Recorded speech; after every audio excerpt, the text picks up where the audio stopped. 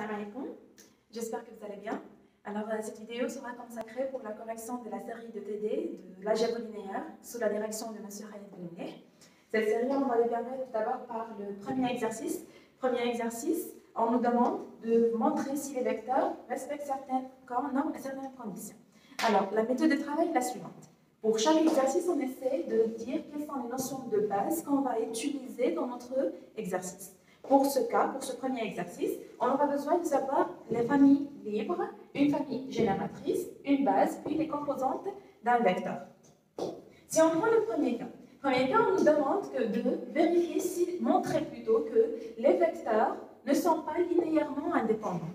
Lorsque je parle des vecteurs ne sont pas linéairement indépendants, je peux dire que la famille composée de ces vecteurs-là, elle n'est pas libre. D'accord? Donc, selon le théorème fondamental, on nous dit que si le cardinal de la famille P il est supérieur à la dimension de E, je dis bien, le cardinal de P il est supérieur à la dimension de E, la famille P, elle n'est pas libre. La famille P n'est pas libre. Alors, qu'est-ce qu'on veut dire par cardinal de P il est supérieur à la dimension de E? Un cardinal, tout d'abord, c'est quoi? Le cardinal, c'est la taille d'échantillon généralement, mais si on veut parler de l'algèbre linéaire, le cardinal de P, c'est-à-dire le nombre de vecteurs qui composent le P. Quel vecteur a la famille P? Et la famille P est égale à l'ensemble des vecteurs. Alors, dans notre cas, qu'est-ce qu'on aura? Dans notre cas, on a le cardinal de P est égal à quoi? Cardinal de P est égal, on a un vecteur, 2, 3, 4. On a un cardinal de P est égal à 4 vecteurs. Donc ici, cardinal de P est égal à 4. La dimension de E. Dimension de E, c'est-à-dire, ici on nous a dit que ne sont pas linéairement indépendants dans R3. Donc le E est égal à R3.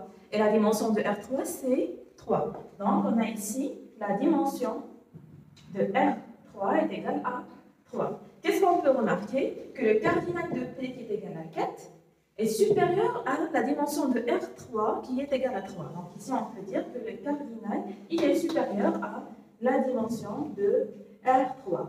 Et par la suite, la famille, elle n'est pas libre. Et si la famille n'est pas libre, donc ces vecteurs ne sont pas linéairement indépendants dans R3. Donc ça a été pour le premier cas d'application. Concernant le deuxième cas, on nous a demandé de voir si les vecteurs, ils montrent, on nous a demandé de montrer que les vecteurs forment une famille génératrice. Dans ce cas-là, on a terminé par la famille libre, on va passer pour la deuxième notion, famille génératrice. Pour montrer qu'une famille elle est génératrice, on a toute surfamille d'une famille génératrice, elle est génératrice. Qu'est-ce qu'on veut dire par ça? Toute surfamille génératrice est génératrice. C'est-à-dire, il y a une famille génératrice, quoi que ce soit le nombre des vecteurs néranzid, elle est là, la famille des génératrices, ça change autant. D'accord? Dans notre cas, on a une famille ici qui est formée de 3 vecteurs. Donc, pour montrer 3 vecteurs, c'est plus simple de montrer plutôt 2 vecteurs que de 3. Donc, on va essayer de former une famille composée de 2 vecteurs, P est égal. On choisit par exemple le premier et le deuxième. Donc, 1, 0, puis moins 1, 2. On va essayer de montrer que cette famille-là, la famille P, elle est génératrice. Si elle est génératrice, le troisième vecteur, ça va rester génératrice, ça ne va pas changer. D'accord? Maintenant, la question qui se pose, comment montrer qu'elle est génératrice? Première étape, c'est de montrer qu'elle est libre, que la famille, elle est libre. D'accord? On a 2 méthodes. Ici, on va montrer qu'elle est libre par 2 méthodes. Une méthode qui est classique, la méthode classique, c'est, ici, on a quel que soit alpha et bêta appartenant à R, on va voir leur combinaison linéaire si elle est égale à 0 dans R2. Donc alpha U1, alpha U1, alpha 1, 0 fois le premier vecteur, plus bêta fois le deuxième vecteur qui est moins 1, 2, est égal à 0 dans R2. Je dois vérifier cette combinaison linéaire. S'il est vérifié, donc la famille elle est libre. C'est bon? Maintenant la deuxième méthode, c'est lorsque je vais parler de colinéaire. La colinéaire, ou bien on peut dire que les vecteurs, ils ne sont pas colinéaires. Colinéaire, c'est quoi? C'est lorsque je vais essayer, on dit qu'il existe un certain alpha. Il existe un certain alpha qui est différent de 0. Tel qu'on a alpha U1 est égal à U2. D'accord? C'est-à-dire ici, je suis en train de chercher le alpha, si je le multiplie par U1, ce sera obligatoirement U2. Si le qitsa il est vérifié, donc ici, qu'est-ce qu'on va dire? On va dire que les vecteurs ils ne sont pas collinéaires. Et si les vecteurs ne sont pas collinéaires, donc la famille, elle est libre. D'accord? C'est plus simple que la première. Autrement, on démarre par la deuxième méthode. On a ici alpha U1. Alpha U1, c'est, on va prendre alpha facteur de 1, 0. Ça doit me donner U2. Ça doit me donner U2 pour que ce soit collinéaire. Maintenant, nous, on cherche, elle est libre. Pour qu'elle soit libre, ma sage comme collinéaire. Elle doit être, ne sont pas collinéaires. C'est bon? Prenons un exemple de alpha. On va faire alpha est égal à 2, par exemple. 2 facteur de 1, 0. Donc, comment on calcule? C'est 2 fois 1, puis 2 fois 0. Ça va me donner 2 fois 1, c'est 2. Puis 2 fois 0, c'est 0. Ça me donne 2 0. 2 0 lieu prise. Est-ce que c'est la même ici, moins 22? Elle est différente de U2. Et donc, on peut dire quoi? Que les vecteurs U1 et U2 ne sont pas collinéaires. S'ils ne sont pas collinéaires, donc P est libre. La famille P, elle est libre. Donc, voilà la première condition, elle est vérifiée. J'ai trouvé que P, elle est libre. Maintenant, je dois passer pour la deuxième condition, c'est que la famille, elle est une base. La famille, elle est une base. On a ici, selon le théorème fondamental, alors d'après le théorème fondamental, on nous dit que si le cardinal de P, donc deuxièmement, on est en train de voir si elle est une base. Donc, une base, on a le cardinal de P, il doit être égal à la dimension de E. D'accord? Pourquoi? Pour que ça soit une base. C'est bon? Donc, cardinal de P, c'est ce qu'on vient de dire tout à l'heure pour la première question. Cardinal de P, c'est 1, 0, 1, moins 1, 2. Elle est formée de 2 vecteurs. Donc, le cardinal de P est égal à 2. Maintenant, la dimension de E. Dimension de E, ici, on parle d'un espace vectoriel R carré. D'accord? R2. R2, sa dimension, c'est-à-dire, est égale à n, qui est 2. Donc, également, la dimension est égale à 2. On peut vérifier que le cardinal de P est égal à la dimension de E, qui est la dimension ici de R2. Cette condition, elle est vérifiée, donc elle est une base. Donc ici, on peut dire P est une base. P est une base de R2. Première condition, elle est vérifiée. Elle est libre. Deuxième condition, il est une base. Donc, automatiquement, la famille P est génératrice. Si la famille P est génératrice, on revient vers la première chose qu'on avait dit. Toute surfamille génératrice est une famille génératrice. Et la famille P qui est formée de 2 vecteurs et des génératrices. Il agit de à 2 vecteurs, ça va rester toujours génératrice. Donc, on peut dire que les vecteurs, ils forment une famille génératrice.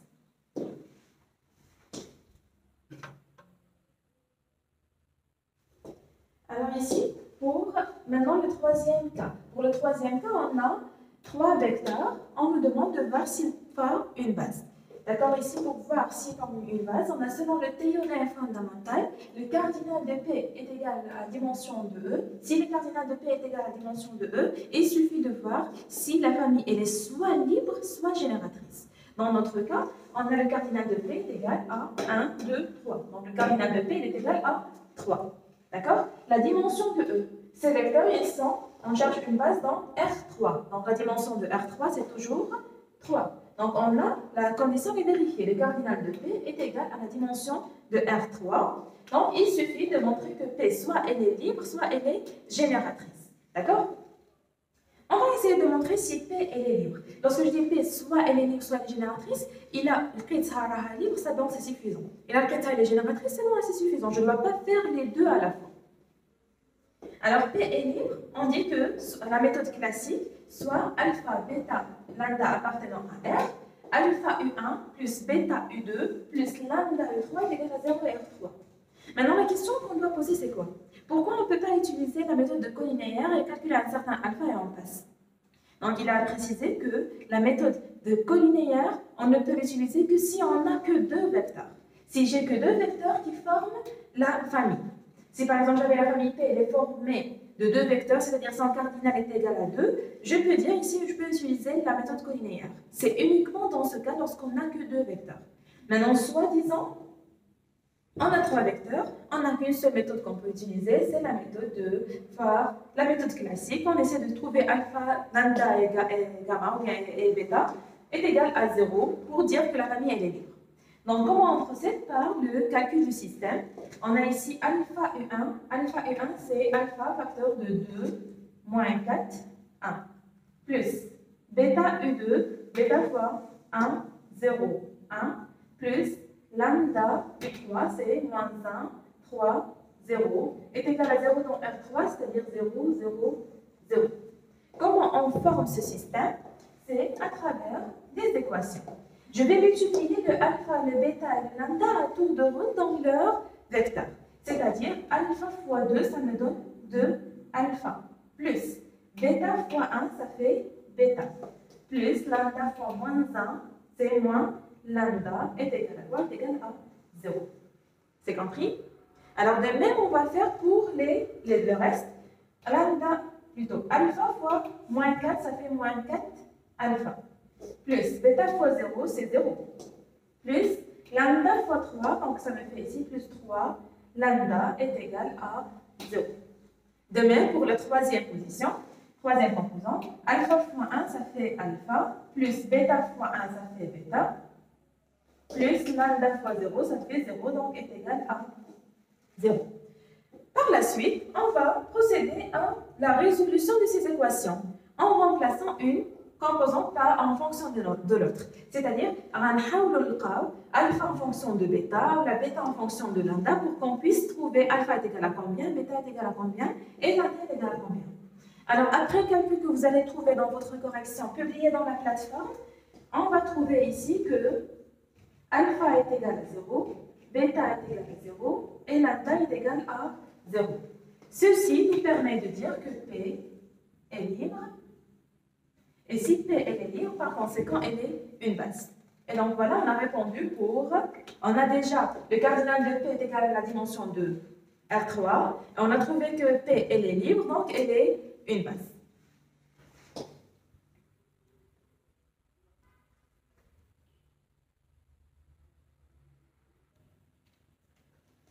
Alors, pour la deuxième composante, la deuxième tranche de la question, on nous dit déterminer la composante des vecteurs 5, moins 3, 0. On doit chercher les composantes du vecteur x.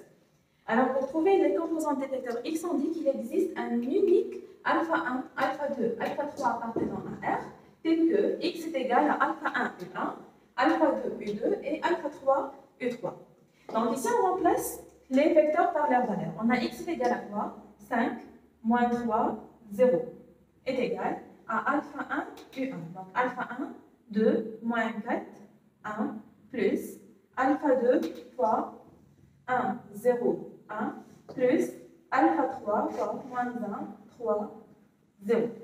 Donc on va faire de même que tout à l'heure. On va remplacer pour trouver alpha 1, alpha 2 et alpha 3.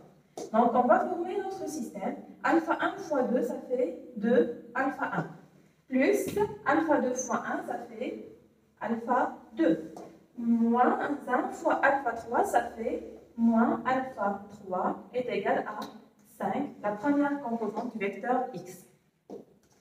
Après, on a, deuxième position, moins 4 alpha 1, plus 0, alpha 2, plus 3, alpha 3 est égal à, ici, moins 3. Troisième position, on a alpha 1 plus alpha 2 plus 0 fois alpha 3, c'est 0, est égal à 0. Donc, de même, on va essayer de remplacer une valeur en fonction de l'autre. On va dire, par exemple, ici, alpha 1 est égal à moins alpha 2. Donc, on a pris alpha dalalat alpha 2. Donc, ici, je vais faire de même et remplacer dans les autres équations. Pour après calcul, vous allez trouver que alpha 2 est égal à 12, alpha 3 est égal à moins 17 et alpha 1 est égal à moins 12. C'est ce qu'on peut dire des composantes des vecteurs x.